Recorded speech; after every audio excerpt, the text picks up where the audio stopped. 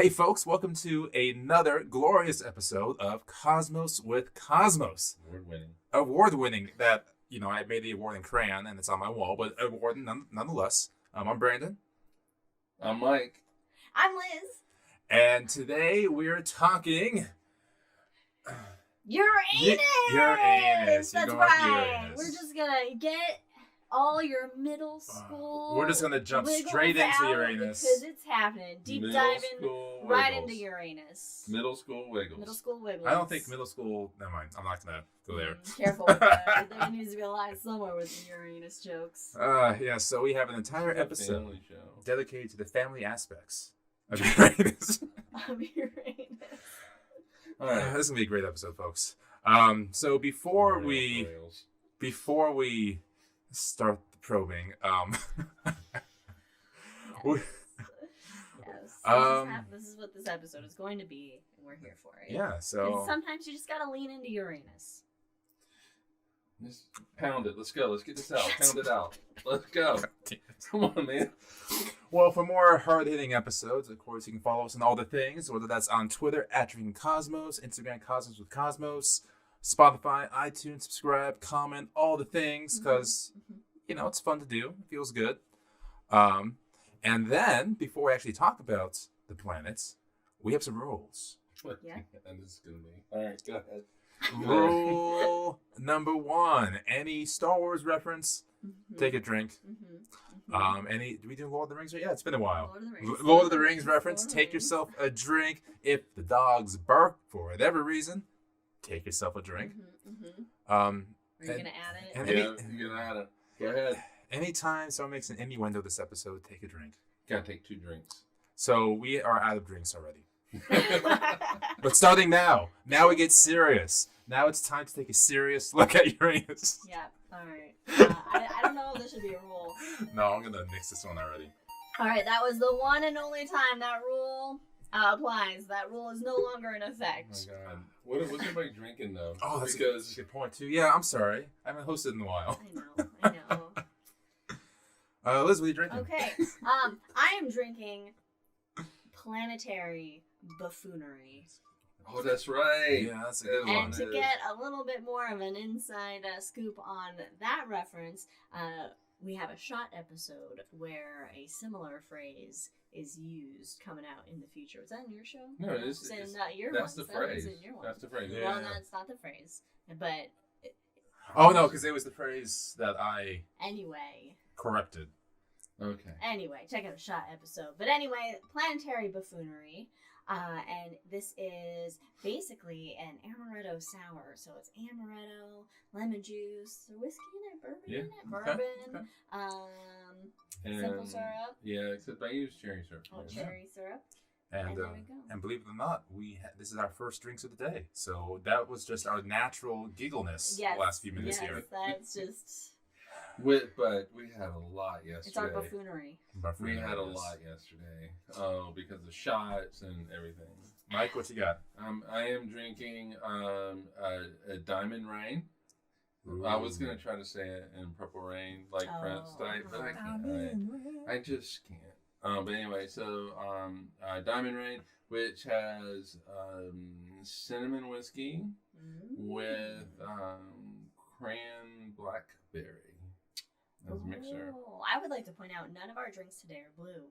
Mine's sort of purplish. Well, it depends. Which is like Purple Rain. So, But not blue. But under an intense amount of pressure, maybe this turns into blue. Okay. On the wavelength. Okay. We'll talk more about that later. We should have done some blue curacao drinks. Yeah, we messed up. I mean, I thought about it, but I wasn't really in the mood for any blue curacao. Anyway, Brandon, what are you drinking? I'm drinking Earth Scab. Earth Scab.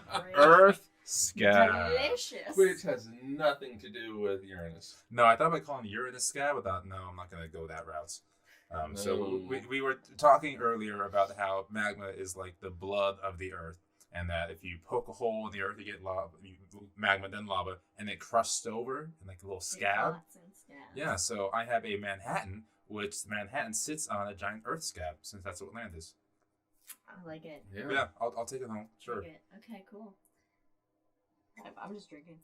Okay, I'll drink. Yeah. It. Cool. So with that, it's time talk about Uranus. Uranus Or what George's. is Oreos. Talking about Oreos? Georgian we got some new Oreos today. Not today. Liz went down to the store, got some Oreos. We're talking Oreos, right? No. Peanut butter Oreos, though. And I was just not on board with that idea. Have you had one? No. Well, then, Because I don't like change. Okay. But you know who did like change? William Herschel. William Herschel. You like change. He did like change. Okay. But because his deal back is he was a 1700s astronomer, amateur astronomer, mind you. Him and his sister Caroline. Just a hobby for him. Just a hobby. Sweet yeah. Caroline. Brother, sister. What's going on down there? So it was a hobby because he was classically trained musician, composer. His stuff's okay. It survived, so it's okay. But what he spent a lot of his funds on was actually making mirrors with telescopes. He would go underneath his house, him and the sister, and create these massive mirrors and progressively get bigger and bigger and bigger until... Like the University of Arizona. Kind of like the University of Arizona, underneath their football stadium. Yeah.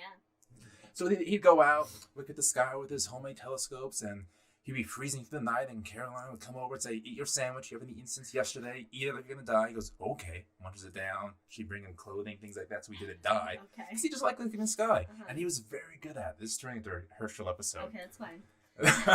But he was really good at it. He had just an incredible memory, an incredible collection of notes, to the point where something changed in the sky, he would know about it, even if he hadn't looked at it for years.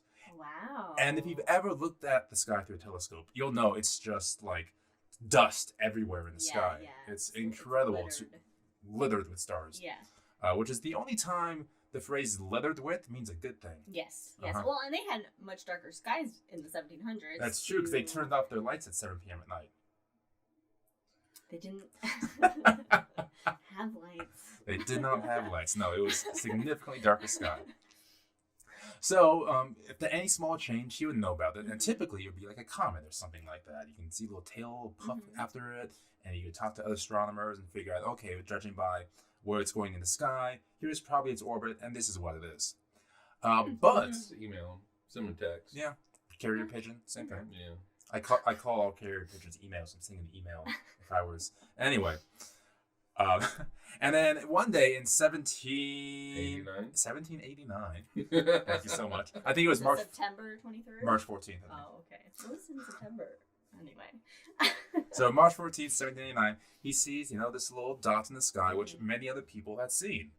For a couple of decades, people see this little dot. There's even some evidence that the ancient Greeks saw this little dot as well, because it's just barely visible with your naked eyes. So he saw it, marked it down, whatever. 3 days later, he came back to it. It had moved just ever so slightly against the background stars. What?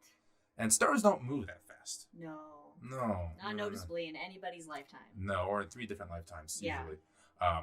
But this little thing moves, so okay, maybe it's a comet or some kind of asteroid again. So he calls up his people, sends an email via carrier pigeon.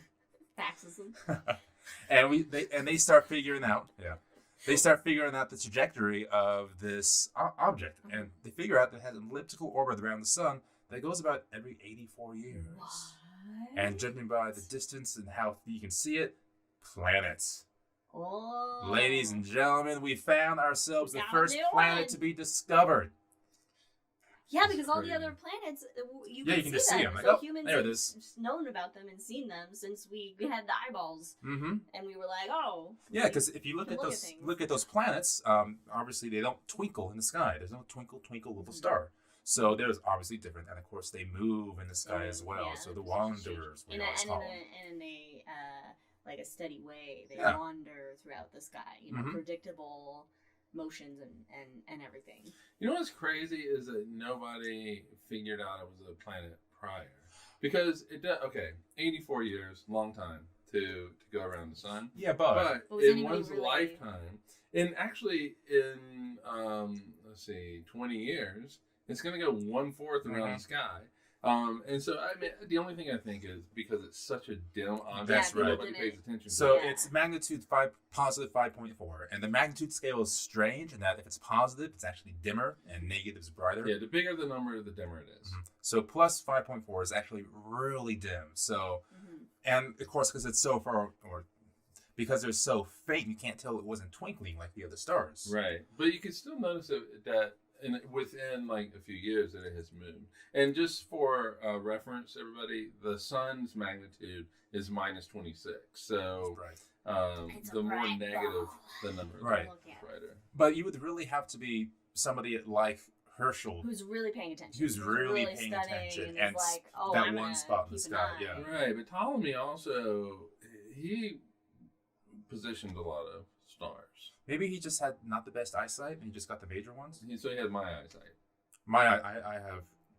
Well, I'm wearing contacts, Didn't have so my I can see the chat. So they didn't have Liz's eyes. Yeah. I'm glad your parachute came out last week. So it is almost odd, but at the same time, like the 1700s, that would have been time for it to be discovered, because that's when the Renaissance was occurring and people were actually studying the skies again, as opposed to just, well, there's a comet. Looks like bad times are on this again. Yeah, and they had telescopes as well to even help them. So that was fairly new, especially one with Herschel's diameter to it. Yeah, they had, what, 1609, 1608? 1610. Hans Lippe. Well, it might have been made in 1609.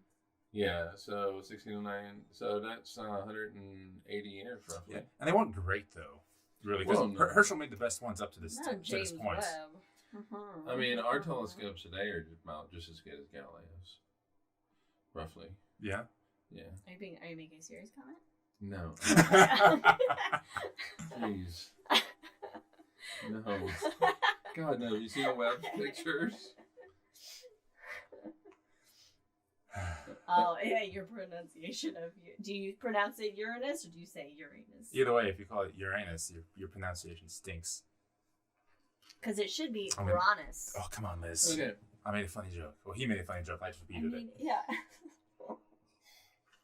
Okay, so continuing on, Herschel finds this little speck. What did he call it? Well, he took some time, because if you discover the object, you get to name it. And so I'm assuming he kind of geeked out. Like, I can name those really cool things. I wouldn't be able to. I would be so indecisive. I but at this point in his career, no longer was he really amateur. He was being funded. And so typically when you discover something, you name the thing after your patron. Yourself. Oh, your patron. Patron in that time. So, of course, he wanted to name it after King George. King George. Planet George. Planet George. Which would have been okay in retrospect. But it was actually Georgium Sidus, which is the George star. Which sounds like a sinus infection. I have the Georgium Sidus today, guys. It's a disease. So, to answer your mom's question, Herschel named it George. However, somebody else came along because people were like, French are like, no, we don't really want.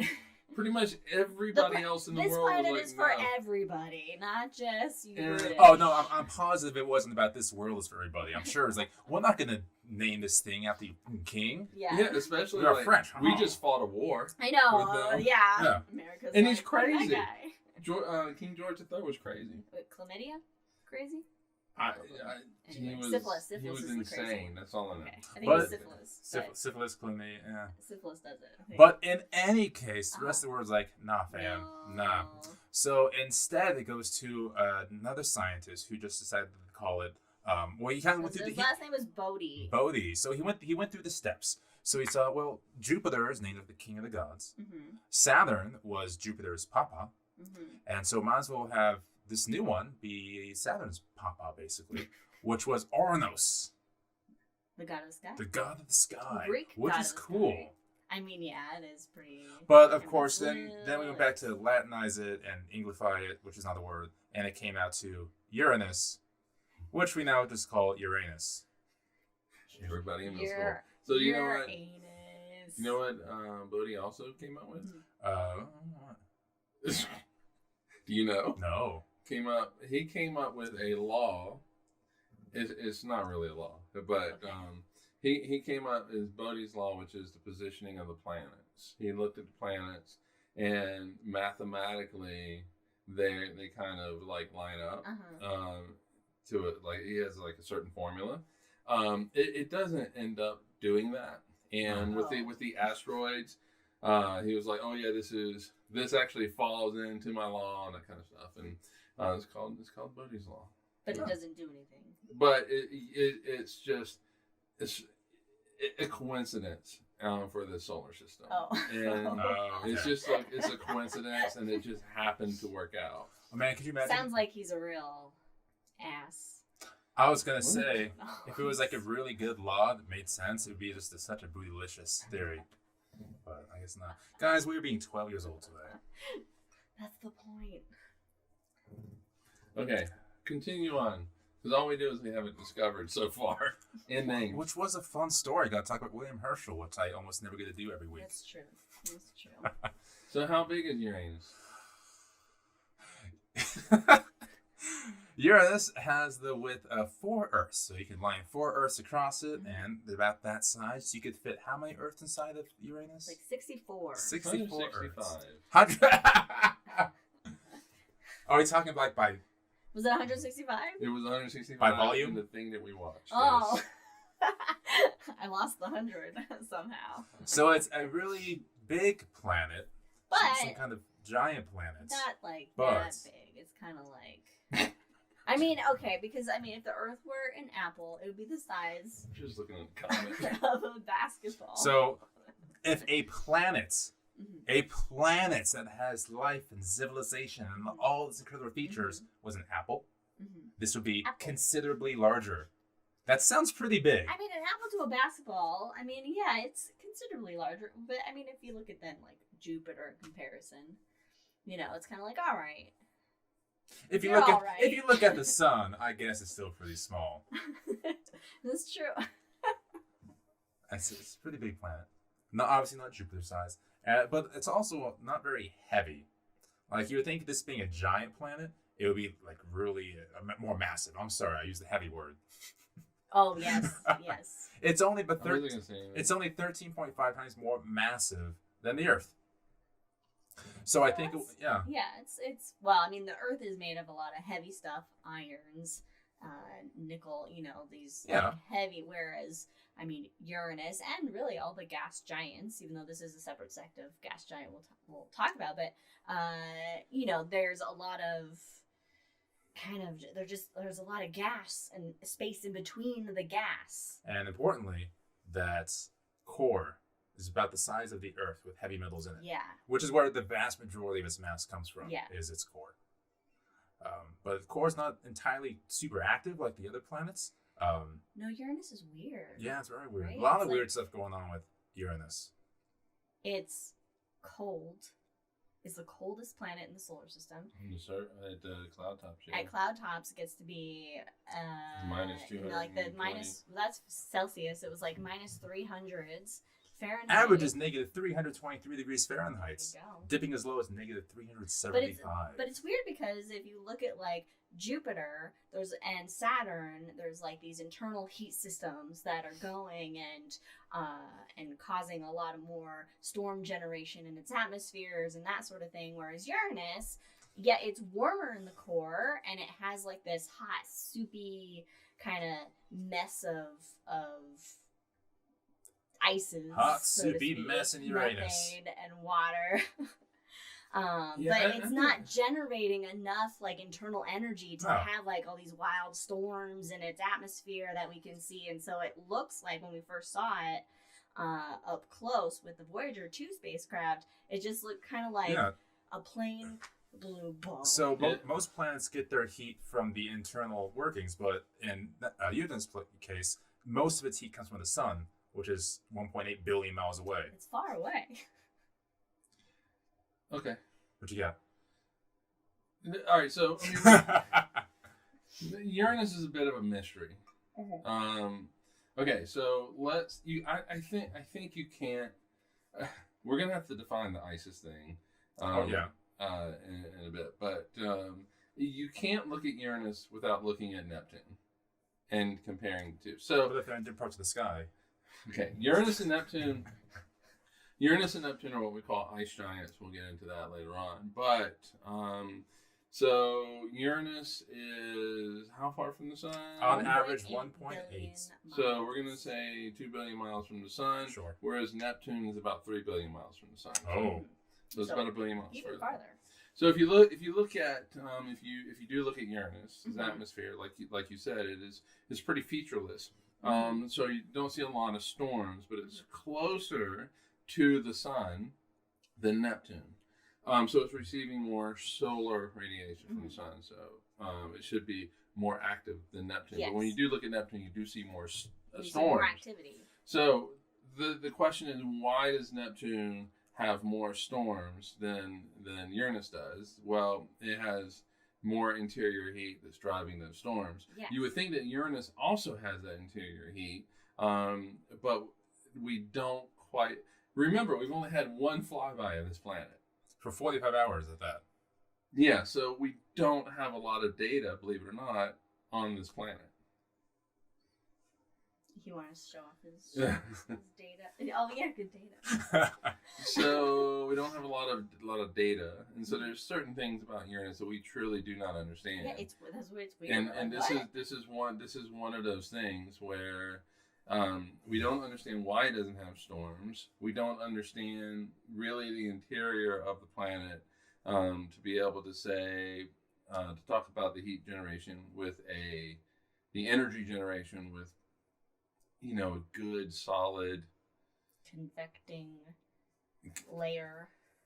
Yeah, and so Something convecting. Yeah, I mean, obviously. Well, it has something convecting because it has a magnetic field, but yeah. isn't it where like the magnetic field on one side is stronger? Well, and no, on it's the just other... offset. Oh, it's offset, And which is it's offset from. So weird. if you look at the Earth's magnetic field, it's pretty centered on the center of the Earth, roughly. Yeah. It doesn't mean that the pole of this dynamo is pointing directly along the North Pole of the Earth. But if you look at the magnetic field of both Uranus and Neptune, that dynamo is off center. I think from Uranus, didn't we hear something like 8,000 miles or something? It's a lot. It's huge. Yeah, that's a big. That's a big offset, and it's also not even pointing in the same direction anywhere near like the north-south line for the planet. So it's just all funky. Yeah, and so the interior of Uranus is hot, incredible pressures. And so there is a lot of heat in the center of this planet. Why is it not making its way out to the surface where it can generate these storms in the atmosphere? We just don't know. And that's our episode, guys. I mean, it's just we just don't know a lot about it. But we do know some cool shit is happening inside of Uranus, and that is what you're drinking, which is it rains motherfucking diamonds. Yeah. Precious gemstones. Yeah. So, inside of Uranus, it has a diamond rain cycle. Yeah. All right. Okay. Let's get into what it's made out of. All right. Okay. Let's look at Jupiter and Saturn. I am hijacking your episode. I am sorry. I am so I had sorry. my beginning. You can have the middle, and this can have the end. Let's go. It's fine. So let's look at Jupiter and Saturn. Uh-huh. What is Jupiter and Saturn made out of? Hydrogen, Basically 90% helium. hydrogen, helium. Yeah.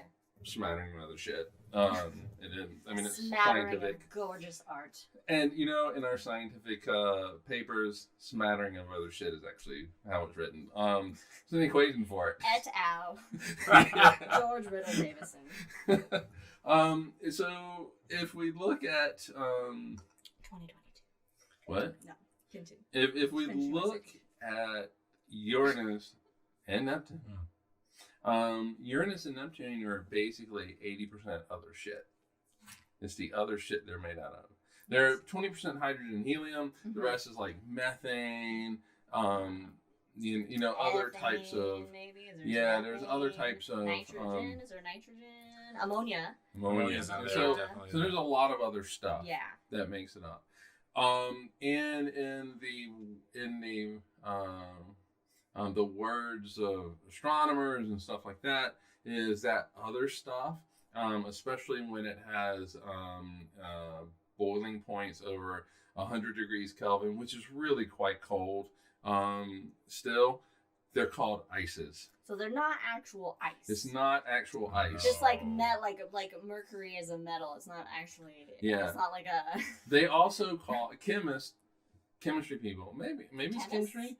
Chemistry people. Chemistry people. Yeah, chemistry people. Or it could be astronomers.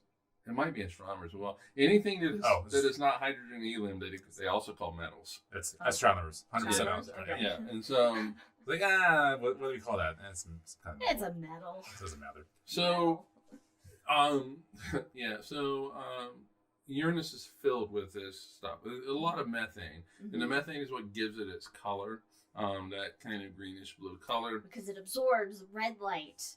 It goes gimme, and then it goes, you can have all this blue back. Yeah, you have everything else, and so that gives it kind of that aqua type view to the planet. But as you go further into Uranus, the pressures and temperatures are so great that the methane gets broken up into hydrogen and carbon. And the carbon gets kind of crushed together and makes the diamonds. And so those diamonds then fall down towards the center of the planet, which is that diamond rain. But as it gets further down, the pressures are increasing, the temperatures are increasing, and the diamonds then disintegrate, and it goes back up. Can you imagine a diamond and it does it evaporating? all over again? Sounds terrifying. It's like what happens. Damn it, I'm sorry, guys. It's like what happens when the One Ring, when the lava's Mount Doom, and it just evaporated. It was right there. I had to.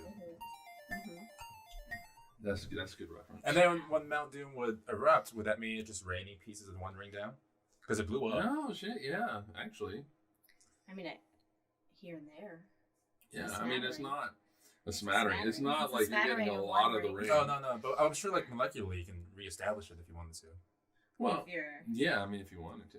Just like... Only if you're a wizard. Join us in The Hangover as we discuss how to recreate the One Ring after it's been destroyed in Mount Doom. It hasn't fallen into a black hole, so that information is there. Oh, yeah. We can reconstruct the Eagles could have just taken the ring. Oh, god damn it. Where were we at? Diamond Rain. Yeah, so, I mean, that's really a cool thing. It really is. Yeah. And it sounds so, like... Alien? Like exoplanety, where it's like, no, that weird shit is happening inside of our own solar system. It's a chain to the dreams of science fiction writers, or however that line went. So, yes. I mean, Uranus, we don't know a lot about it, but the stuff we know is just cool as shit. It's actually really cool. It really is. We haven't even talked about all the other cool stuff. We haven't even, and so, lead us, leader. Liz, what other cool things about Uranus? What did you which one do you want to do? So let's do, before we get to there, it's rain in Sauron. Hallelujah. Hey. It's rain in Sauron. Right? Nicely done. You know what? You get it for that one. Somebody needs to read Well, first of all, we've kind of glossed over this a little bit because we went from Herschel straight into like shit about Uranus. But let's back up a little bit and just delve into the fact that we've only ever had one spacecraft go to Uranus, and not even go and stay and hang out with Uranus, but just do a quick little flyby of Uranus, and that was Voyager 2, launched in 1977. 1977, flew by Uranus in 1989. Maybe that was September. No, it was 89. She's played 86. It was 86. Neptune was 89. Oh, that's right. I said I was 6 months old. It was in January of 1986. January 23rd, 1986. Flew by Uranus. I was 6 months old. Well, we have to answer your mom's question. Okay, well, we'll get to that. And that's it. That's all. That's all we have. That's we got some ground-based observations. Yeah, we have ground-based observation, but anything up close, I mean, look at everything we know about Uranus is mostly because of that flyby. Just that one close look we took. Is that Lord of the Rings? No. Okay. I was kidding. Doesn't matter. All right. And so, Yet we've learned so much about Jupiter and Saturn because we've had spacecrafts that were there and stayed there and hung out with those planets and became their best friends and then felt into their demise in their atmospheres. Had great character animations done to these and made this sad one. I know. Fele finally succumbed to the darkness. Okay. All right. This has to last us. I guess I could make more. So yeah, it's I think we don't know a lot because we haven't really invested in actually going there and exploring. So let's talk about what we do know. What do we know? Well, we know how long does it take to go around the sun? 87 years. 84 years. 84 years. Damn it! Yes. We prepped real hard for 84 this. years. One average human lifetime. Oh yeah, yeah, exactly. All right, so 2 billion years. Wow, goddamn. Okay, I'm gonna hijack what you're saying there really quick because this is kind of cool about the 84 years. We didn't even mention it's tipped on its side, did we? No. No. We were gonna get to that. Yeah. So Uranus is tipped 90 degrees basically on its side. So it's as opposed to us when we're like pirouetting around the sun. Uranus is like a spiral being thrown around the sun. It rolls around the sun. Rolling around the sun. Yeah. So we're dancing. It's rolling. So with that, I really like the pirouette. It makes me think of a dancer going around the sun. Or like a black knife assassin throwing a poison thing at an enemy. Elden Ring. No, that's going to have to be a drinking roll. It might have to be later on. Yeah. But in any case, because it's tilted on its side, rolling around the sun, and it has every 84 years is 1 year, the seasons are very neat. So one season is about 24 years. If you're assuming you have 4 seasons, but realistically it's sun and no sun. Yeah. It's like in Game of Thrones, winter is coming because we haven't had winter in a long time. And the winter's 40 some odd years. So in the whatever pole, north or south pole, it's summer, facing directly at the sun, and it's spring, not so much. And in the wintertime, 21 years for a season. Can you imagine nighttime lasting 21 years? That would be the worst for man. Summer. I'll take a 21-year fall, sure. That's when they'd be like, they mostly come at night. Yeah, mostly. The sky, sun dragons can get you. I just love the idea of 21-year seasons. I was actually going to ask earlier. I was actually going to attempt to segue into it still earlier, but I was going to ask if maybe has there been any hypothesizing on if it's like internal activity, it's lack of I'm trying to look at my wife and you keep getting in the way. It's lack of atmospheric activity. Could a lot of that be due to it being tipped over? Like, could there be, from being on the side, there's something in that sense that's affecting kind of like it's like the normal behavior that we see on other planets. Okay, there's lots of different variables in my head we just went on. So we kind of have some analogs there. Of course, we have Earth, which is tilted 23 degrees, so not nearly as extreme as Uranus, but still tilted nonetheless. Mars has a pretty it's about not as much as the Earth. It's the same as ours. Never mind. It's 23 degrees. It's like very similar to ours. Oh, okay. Then I guess Venus is straight up and down, but again, there's so many other variables that go into it. You can't make a direct comparison there. Just because it's so odd, and it also has this extreme tilt, and it also rotates clockwise. Sorry, because most things rotate counterclockwise. It rotates the opposite, but so does Venus. We gotta get into all this. So, if the North Pole is facing, obviously the North Pole is facing the sun and receiving more solar radiation. Mm-hmm. So you would expect to see storm. It's receiving that radiation for 21 years straight. You should see a bunch of storms and just in general maybe a lot of haziness. And that's just. I'm not saying we haven't seen that because there are pictures of from the Hubble Space Telescope. It's and just so not on. as. It is just by far not as active as Neptune. Yeah. And the question is why? But also, at 3 billion miles away from the sun, you're not receiving as much radiation as you think you are. So it is. I'm sorry. It's 2 billion miles. Uranus is 2, right? Neptune's 3, yeah. So, how far is that? It's like 20 times further out than the Earth is from the sun. Yeah, so it's receiving 400 is receiving 400th the radiation that we are. 1 over 400. And so that's a lot less radiation from the sun. A lot more cold space. It's a lot less mutants on Uranus. Or maybe not. I just noticed Uranus's vertical ring answers the question. Briefs? No, a thong. We didn't even talk about the rings I yet. know, it has rings! Okay. For your mom, James Webb has already taken a picture. Never mind, it's Neptune. Never got mind. Neptune, it hasn't gotten Uranus. Yeah, it needs to get Uranus. I'm assuming they're going to get Uranus. I'm assuming they're going to... You know, there's going to be a lot of Photoshop work with whatever James Webb takes. But really quick about the rings, we didn't know they had the rings. Slide into James Webb's deep Okay, there you go. Serious subject matter. We did not know Uranus had rings until we didn't know it had rings until the 1970s, when the planet culted the star, and through the observations we noticed the dip in brightness. I thought, wait a minute, this guy has rings. That's cool. But now it's interesting because all the gas giants actually have rings. Does Neptune have rings? Neptune has we did not know ringlets. that at the time. At that time, we could only No, say... I know. I'm not saying we knew it at the time. I'm saying that that's interesting, and now we know that all the gas giants actually have rings, although none as dramatic as, of course. But in the 1970s, the only... Okay. He mumbled a Lord of the Rings reference. Okay, no more Lord of the Rings. No more drinking rules.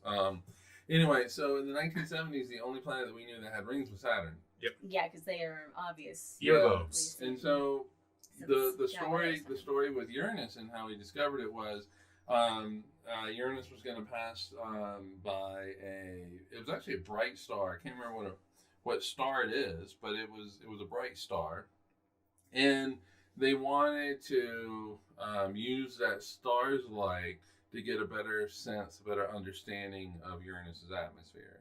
Because the light's going to come through the atmosphere, it's going to absorb. They can analyze and use spectroscopy to analyze the atmosphere. Or analyze the spectrum of the star as Uranus passes in front of it. And so as Uranus is starting to approach the star starts to blink in and out.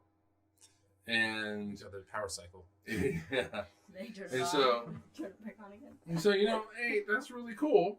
It's blink. What the hell's causing that? Raves. And then of course it passes behind Uranus.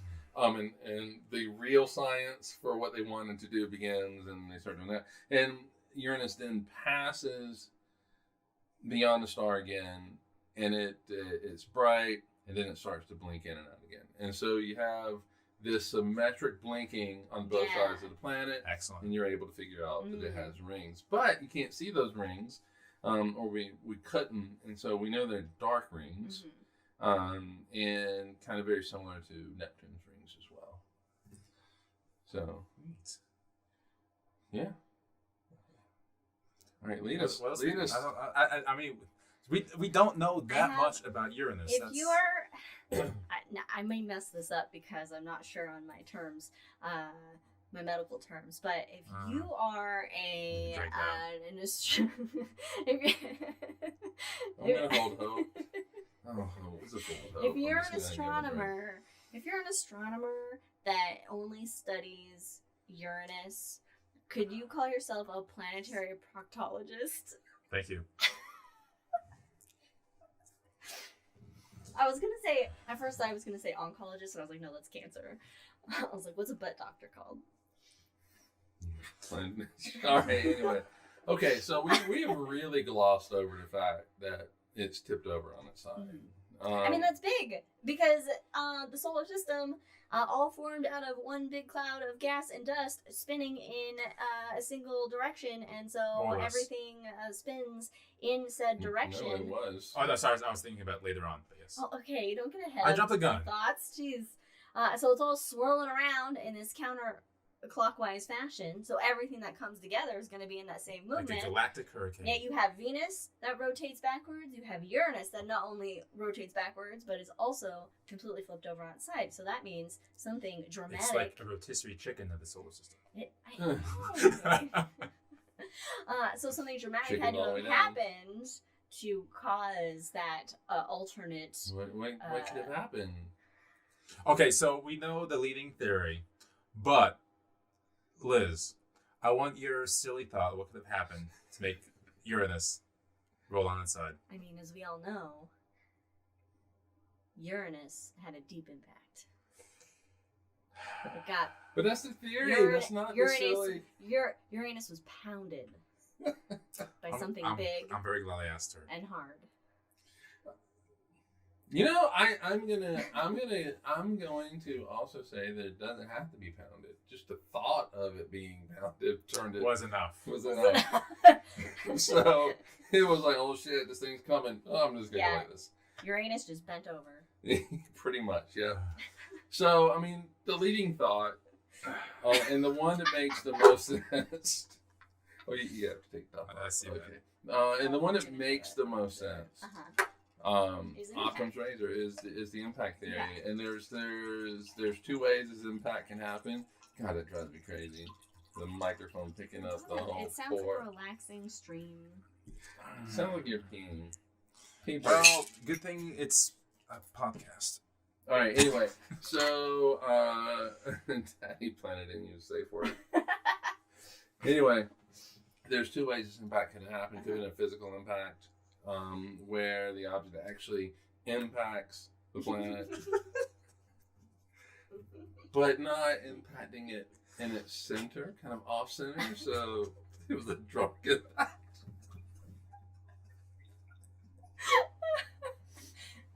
It was more of a oops. Someone missed. Whoops. And that's that's why Uranus has so many moons. Is the whoops. We haven't talked about the moons yet.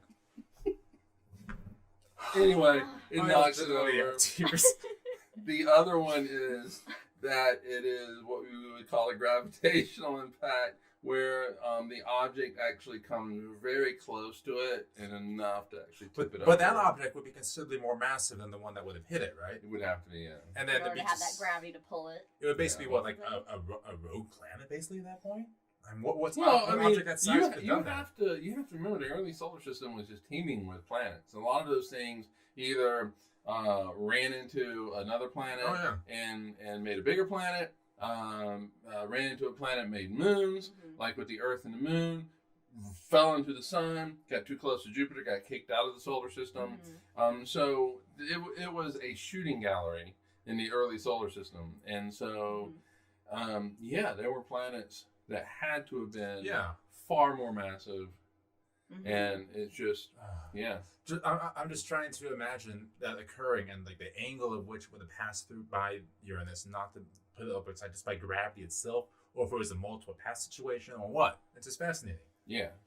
But more likely than not, something hit it and knocked on its side. Well, yeah, I mean, whether it is physical impact or gravitational impact, we just don't know. But the leading thought and the simplest explanation, we're gonna break out Occam's razor with this, is that it was an impact. It got hit by something. And the same thing with Venus. Yeah. Enough to just knock it completely over. And it still goes around the sun in the same direction that all the other planets go. Yeah, that would need to be.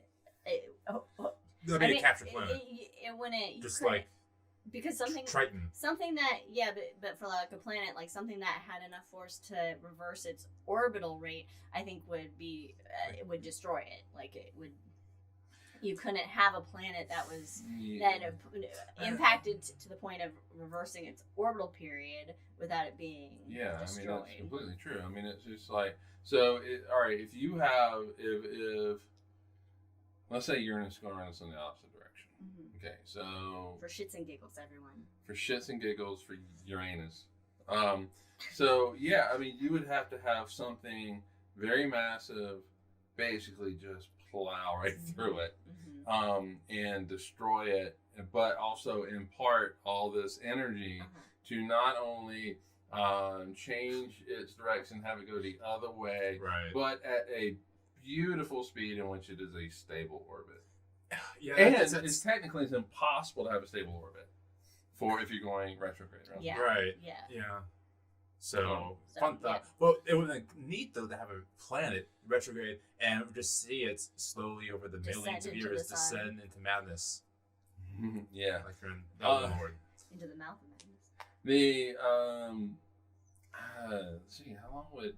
I mean, it would take a long. It would take a long time. Like even look at Triton and Neptune, for example. Triton is a moon of Neptune going around the opposite direction. That's right. And it's slowly dropping down into the planet. Then Triton and Neptune will collide, and will they become one, or will there be? Well, I guess we'll finally find the answer to the age-old question. You know, what's it like when worlds collide? I'm going to say they're not going to collide, but it's going to just be a swallow. There's not even going to be that, because you remember that tidal forces are at play here, and that's actually what's slowing it down. Mm-hmm. And so the tidal forces are actually going to rip Triton apart. That's right. It gets. And so Triton is actually, for the most part, it's going to form rings. That's right. Neptune's going to get magnificent rings from Triton. And there will be some stuff that falls into Neptune and it just is absorbed. Excellent. But absorbed in a way reminiscent of Shoemaker-Levy, Levy 9 hitting Jupiter. There'll be big scars. So when we started this episode, like an hour ago as we were sitting here, we thought maybe we'll get 3 minutes out of Uranus. Because there's not that much known about it. And we stretched into nearly an hour, and I still want to talk about one more thing. Uranus can take a lot.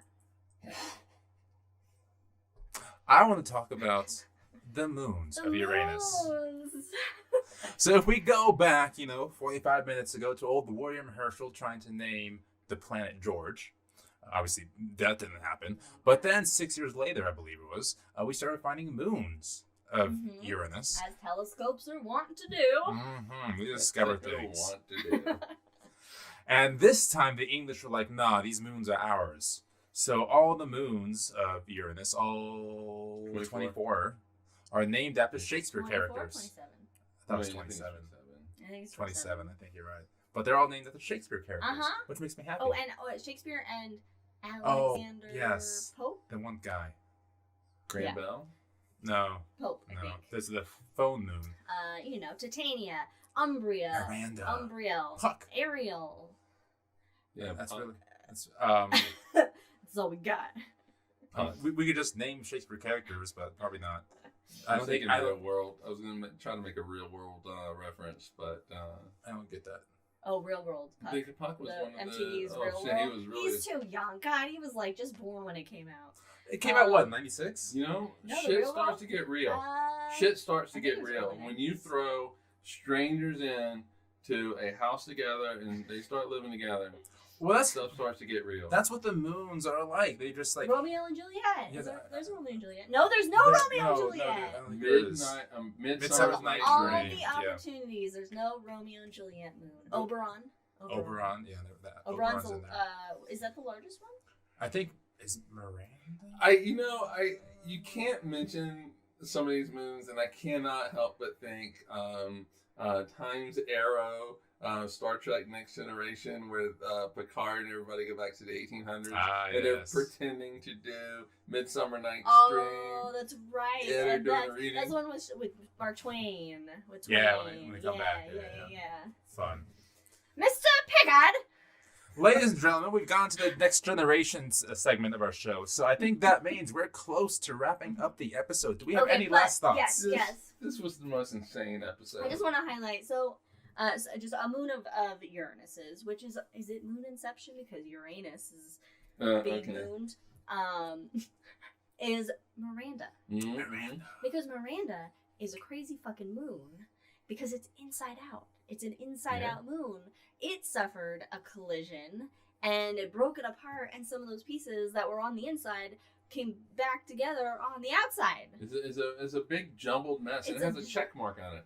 Oh, it does? Yeah, it has a big check mark. All right, that was the builders of the universe. They're like, all right, done. Check, done. Next moon. Yeah. But it looks like it's very jumbled terrain. Yeah, so I mean, Uranus, this system, the entire system, is the least known system in our own solar system. Neptune? No, I think we know more about Neptune or understand more about Neptune. Oh, it's because it has more of a it behaves quote unquote surface you can actually see as opposed to Uranus, which is that hazy Uranus, IPA color. it's like we don't really know we have an idea of what's happening inside, but there's not a lot we understand about it. Right, and I think that's the thing, is the understanding part, is that Neptune behaves more along with the way that we think it should, whereas as Uranus does not. And so there's more mystery around Neptune, even though, around Uranus. Even though Uranus and Neptune have both had just one flyby and the same roughly amount of time that things were there, we understand Neptune better because it behaves the way in which we think it's going to behave, but Uranus does not. So it sounds like, to wrap us up, we don't know much about Uranus, so we have to go deeper. Yes. Folks, thank you for joining us into the black hole. Folks, thanks for joining us on this, I think, 3rd episode of season 4 of Cosmos with Cosmos. 2nd. But okay. No, because we had the High in the Sky. We had the High in the Sky. That's the second one. Oh, time means nothing to me. Which means next time, High in the Sky. Excellent. And Halloween style. Liz will lead that one, so it'll be smoother. I probably won't be here. No, probably not. No, it's happening. You'll see Brandon again whenever you see Brandon. I'll be around. Anyway, probably December. Thank you guys for joining us. If you're with us now live, stick around for the hangover with Cosmos. Otherwise, follow us on all the things. All the things. Yeah. Remember, when you get the chance, take a look at Uranus. Thanks, everyone. Cheers.